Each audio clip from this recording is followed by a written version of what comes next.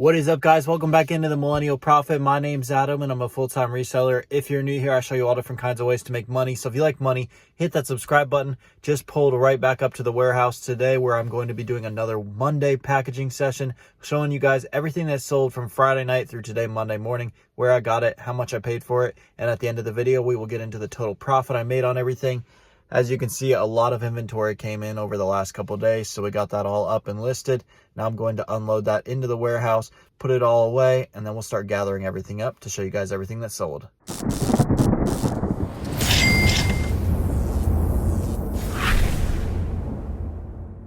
All right, here we go from a huge weekend. Actually, let's start on over here. We got some like smaller stuff, wristbands and gibbets. I've mentioned all that stuff in the past. I'm not going to go into detail on that again. We got these Crocs from a Crocs clearance event. Those were like $9-10 and selling those for $30 a pop on Amazon. We picked up these women's Nike sandals at Burlington just a couple weeks ago for $14.99 and sold those bad boys for $50 on eBay. Got a customer service code at Crocs that I used on these 4 pairs right here. I got these ones down to like $17 a piece and I ended up selling those for $38. And then the Minecraft Crocs I get 65 on eBay for and 80 on Amazon. Then we got these Sanook loafers that were $15. Shout out to Caleb for calling those out during the Kohl's clearance event in bread and butter. And we sold those for $38. These 2 pairs are from Ross and Burlington for $25 for some Nike golf shoes. I sold this pair here for $80 and this pair for $75. And then I picked up these Giannis's at the Nike outlet. These next 2 shoes aren't the best flips, but they did end up selling, and I didn't end up losing money. I think I got these for like $45 at the Nike outlet. They were selling for over $100. People bricked them down. Ended up just getting like $70-75 for those. Still making some money. Probably come winter, I can make a little more during basketball season. And then these I've had for like a year or so. These were going for about $100 as well for $40.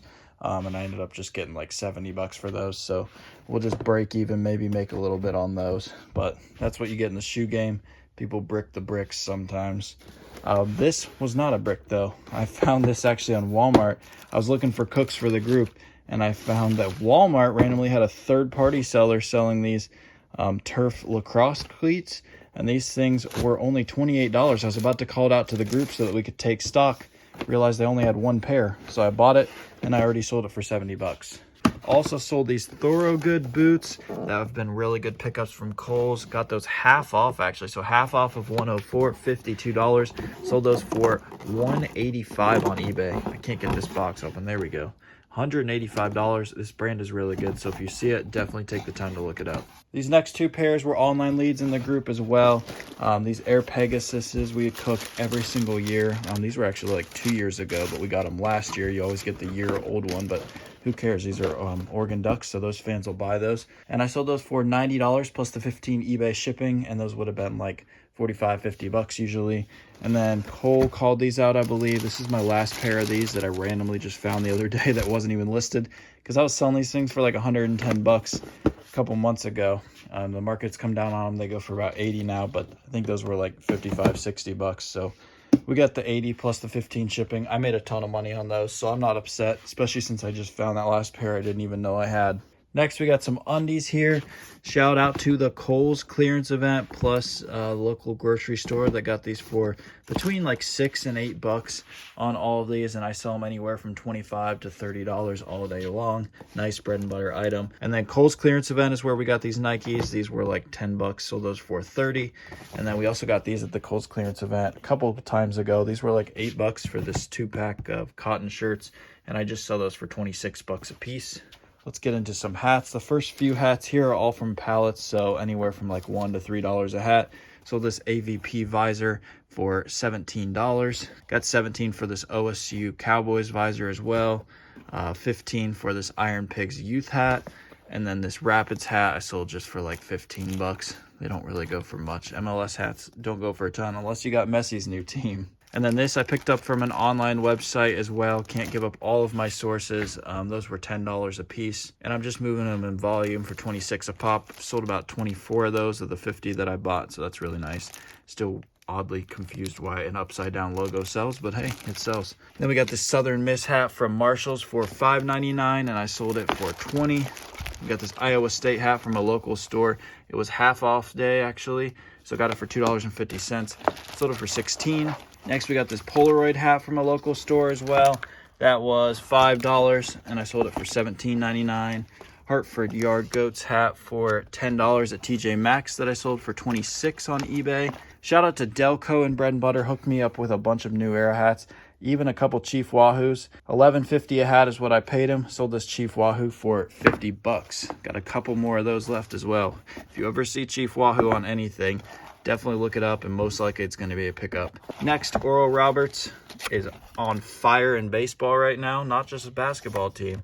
And so that's why these sold. These were $5.99 at Marshall's. I've had these for a while now, but once a team does well in something, that's why I loved having the small school hats, because that's when they will move. $20 a piece on each of those. Next, this whole row here is all from that $5 hat sale that we cooked in Bread and Butter. We got this Fox Racing hat, sold it for $22. Sold this one for $30 for the Nationals.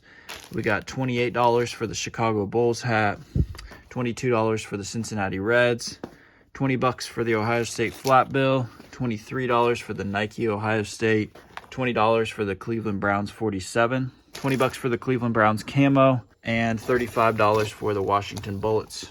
We had to spread the Crocs out from just over here because we had so many of them. So I need to use my desk space wisely. We've got all these off-roads that I sell, I swear, every single weekend. I usually have a steady flow of those coming in, but haven't found a deal on them in a while. So I'm actually down to my last few boxes of those. Hopefully I can find some restocks here soon. But anyways, got those anywhere from between $15 and $17 a piece. And I sell them all day long on eBay for $40. So not the biggest margins, but they certainly do sell really quick and are just a great volume play. These were also a great volume play, but those are really good margins. Those were from the East Bay sale that we cooked in Bread and Butter, $12 each. And we knew come summer, come 4th of July coming close, these things would sell. However, they've been selling really well even before this. I'm just moving them on eBay for $40 a pop. We picked up this Steelers bucket hat for $7.99 from Burlington, and I sold that on eBay for $35. I forget who called this out, but someone called it out in the group. Nike running bucket hat. I believe it was like $12. I sold it for $30. I called these out about a month ago. These were like $4.99 for 3 packs of American Eagle underwear. You can't beat it. They were going for like $26, $28 a piece. People bricked the market down to about $20 a pop, but hey, when you got 5 in it and it's selling for $20, still gonna make some good profits, especially when it's only 12 ounces and it's a first class ship. Lots of people are buying multiples. I think this is like 4 buyers here. A couple of them bought 2 pairs. Then we've got these Ohio State pajamas that were $5. Got that from a local source. And sold those for $20. Next, you're probably wondering why I have these cleats over here and not behind me on the other table. That's because this buyer bought 3 pairs of baseball pants and these. $120 for all those. I had $25 in these at Burlington, $5 in each of these at Burlington. As well as these go to a different buyer, $5 for these Nike baseball pants, and sold these for $22.60. Also picked up this North Texas pullover at Gabe's a couple years ago for like $6. Sold it for $30. Next, we got this Nike track singlet that I sold for $20 on eBay.